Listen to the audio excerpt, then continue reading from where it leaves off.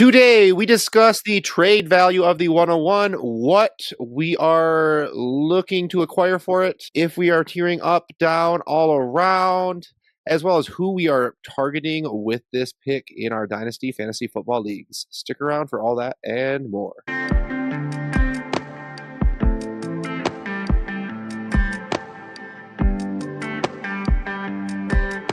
And welcome into the Down Extraction Podcast. Justin, joined by David and JP. Very excited to bring back our very first episode series from last year. We started around this time, and the 101 was our very first episode we ever did, was what to do with the 101. We're following the same format we did last offseason. We're going to bring this series for picks 101 through 112. We might even get saucy and do like the 201, 202 if we feel like they're valuable when we get done with this series as well. So if you like what we do here today, hit that like and subscribe so you make sure to catch everything we're doing with the other first round picks as well. We're also approaching 500 subscribers. When we get to 500 subscribers, going to be giving away some roster reviews, so make sure to stay tuned for all that. That being said, let's hop right into the most exciting pick. Love having 101s. Love it even more when you have a 101 and you're ready to compete, because this year I think we're going to talk about how great to have this pick if you feel like you're ready to pull out of a rebuild. So we're going to start out with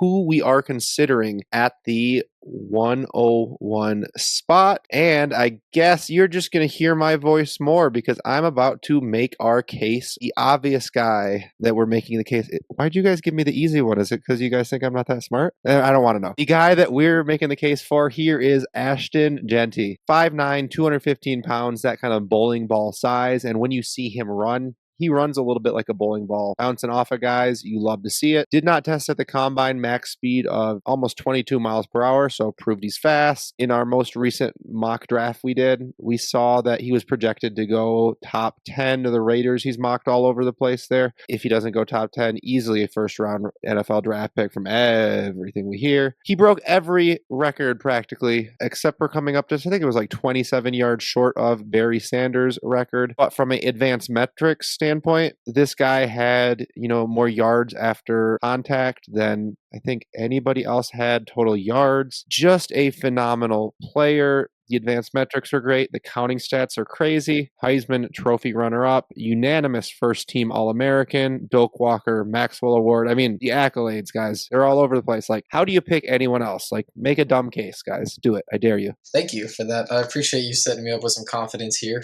I mean, Jeanty, he is the current favorite to be the 101. I mean, he's in that conversation with like Saquon, CMC, Bijan, that type of a prospect. And those guys don't really miss very often. But the guy I'm going to make a case for, like I said, I think Jeanty is the favorite right now. That's where I'm leaning right now. But I think Ted McMillan does have at least a case to be made. There's certainly a world where Ted McMillan a year from now is valued higher than Ashton Jeanty, and that's because young receivers, they just hold more dynasty value due to their longevity, 3 wide receiver leagues being more commonplace, and even having 2 to 3 flexes as well if you're going to start 10, start 11. Currently, I would draft 8 wide receivers ahead of the RB3 in a startup, but for now, Ted McMillan, he's outside that top 8. He'd be outside of my top 10 currently. But McMillan, he has an incredible production profile. I mean, we know this, at least 2 seasons over 1,400 receiving yards. That's phenomenal. He should get top 16 draft capital. I think top 10 is very likely as well. And he's an early declarer, and we know he's got that great size, the huge wingspan, the ability to snatch balls out of the air with one hand, go way above and moss these guys. He's got all of that in his bag. His college dominator is 91st percentile, and his target share in college was 92nd percentile. So this is a really, really good prospect. There's not really much that he doesn't do. Maybe he's not the top end athlete, top end route runner, but he's more than adequate in those departments, as well as a guy who can provide after the catch. So I think we don't really think about it that often that he could be valued higher than Jeanty a year from now, but I think that is in the realm of possibility for sure. Yeah, and I'll go ahead and make another case, even though I agree that Jeanty is by far the favorite to go 101 in pretty much every draft and every format. I'm going to make a case for Cam Ward, though, specifically in Superflex formats. I just think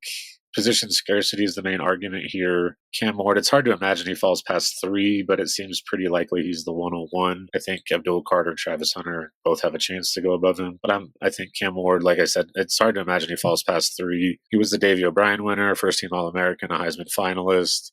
39 touchdowns to 7 interceptions. Not like a slam dunk, can't miss type of prospect, but definitely a very good quarterback prospect. We've had a lot of talk about how like all of the first round quarterbacks from last year are better prospects than anyone in this draft. I kind of disagree. I think Cam Ward fits into that, Bonex, Michael Penix, JJ McCarthy tier from last year. I don't know where he fits in necessarily, but I think he's right in that range. So I could understand based on position scarcity if you were to consider him over Janty. After we dive into trade value for this pick, some real trades from Dynasty Daddy who we're targeting, potential tear down questions, we will deliberate and figure out who are we actually going to draft here. But first, we're going to start out with some real trades from real Dynasty leagues from dynasty-daddy.com. Interesting one. Going to go David first. Just going to go left, right. David, start 10, the 101 or the 103 and a 26 first. Let's say you are contending, because in a rebuild, I feel like that's a pretty solid deal. Yeah, I still think it's a pretty solid deal. It would take something like this for me to move down from 101 at this point and not just try to be patient and hold the pick. But I think my line is pretty much a future first to move to that like 2, 3, 4. I still want to stay in range of Tet, Warder, Omari, and Hampton. But yeah, to move down to 103 and pick up a future first, especially if it's the guy who earned the 103s first, then I'm feeling pretty good about that. So yeah, if you're giving me a first to move back a spot or two, I'll do that right now. Yeah,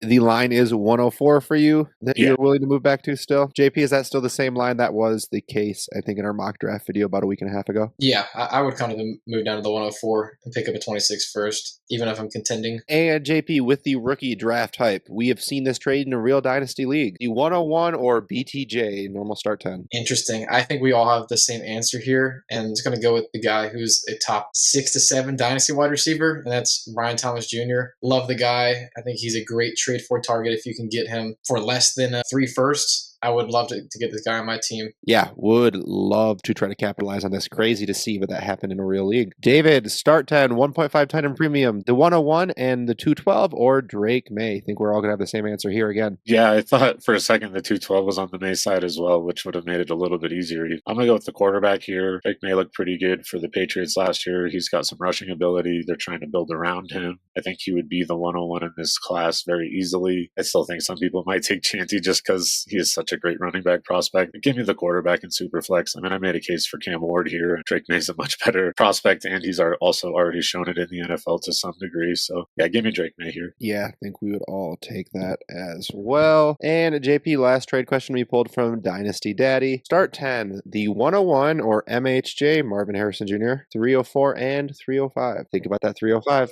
I think this is the first tough choice. I think the other 3 were slam dunks. I think my decision would change depending on if I'm a contender or a rebuilder. Again, a rebuilder, I would consider the Marvin Harrison side, but in a vacuum, I think I'm just going to stick with the 101 actually, but it's a tough choice. What say you, David? It's roster dependent, league settings dependent for me. I could easily see taking the package. I could see taking the 101. Probably, I don't know. I think taking Janty here is the smart, or taking the 101 for now is the smart move, or holding on to it depending on where you're at. I wouldn't fault anyone for taking the package here. Yeah, I think I'm leaning the 101 and trying to do something better with it, which a year ago, crazy to think. Would you rather have Marvin Harrison Jr., generational prospect, or next year's 101? I think we'd have taken the generational Marvin Harrison Jr. at that point. We had the 101 for BTJ, and we didn't even think twice about that, and there were no thirds attached. Yeah, but we know BTJ is good at football, though. Marvin Harrison Jr., we got questions. We know Marv is good at football. We just don't know if the Cardinals use him properly. And this one's not from Dynasty Daddy, but it's the first question I kind of had. Yeah, in a vacuum, do we want to go the 101 or Puka, especially post Devontae Adams trade and likely Cup cut? I'm still going to pick Puka. I mean, his points per game was still phenomenal. I believe it was top 5.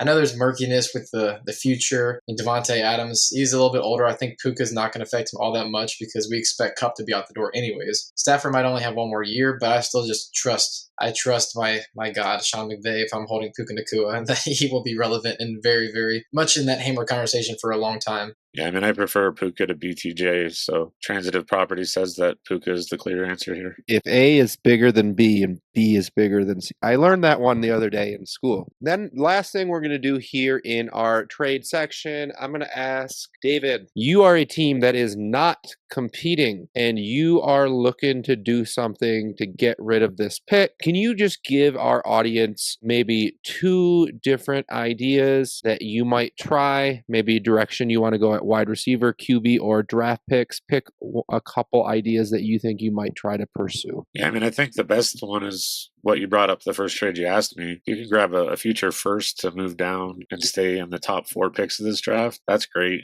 If you're rebuilding, probably consider moving back a few extra spots. But yeah, especially if I can stay in the top 4 and pick up a first.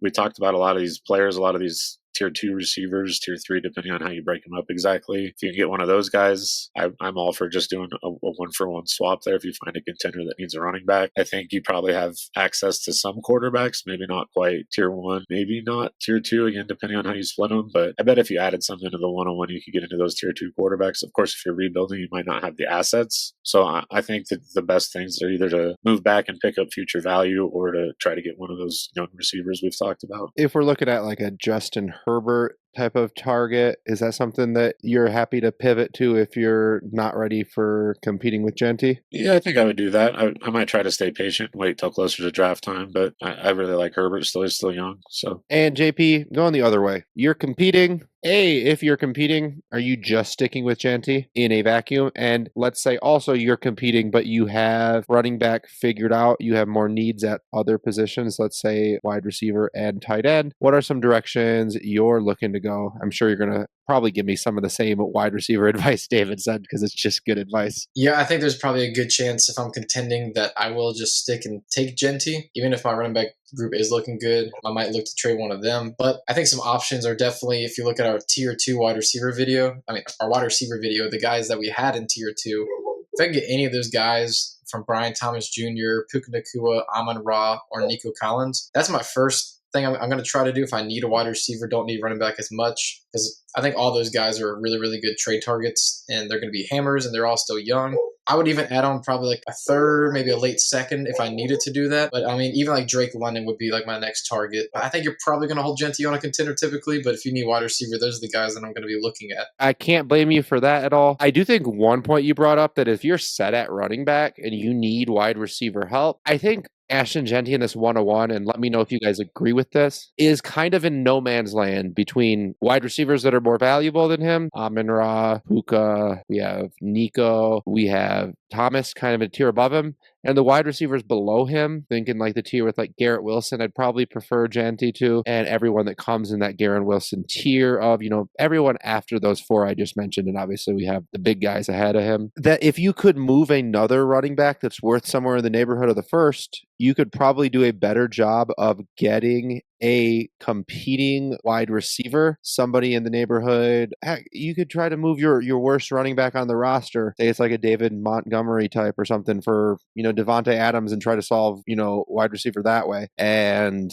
yeah, I think JP, you're right. If you're set at running back, I'd probably rather get the upside swing of a Genty and then try to move those other ones like you suggested. So I love that idea. So moving on from our trade discussion, we're going to go to on the draft board, and who are we going to pick? So looking at what we're doing here, I'm going to make the case again, or we are going to make the case again for Ashton Genty. Y'all already heard me talk about him, so I'm going to have David, will you just tell us why you think maybe Genty should be going over Cam Ward in a vacuum? Basically, he is one of the best running back prospects we've ever seen. End of discussion. No, I'm just kidding. I'll talk a little more. He's going to be a top 10, 15 pick. It seems like, pretty confident in that. He's going to go to a place where they're probably going to build the offense around him. He's a 3-down back. Receiving numbers weren't terrific last year, but 2 years ago, he had a really nice season receiving. So he can do it all. I know it would have been nice to see him play in tougher competition, but even in the tougher competition he played against, he played well.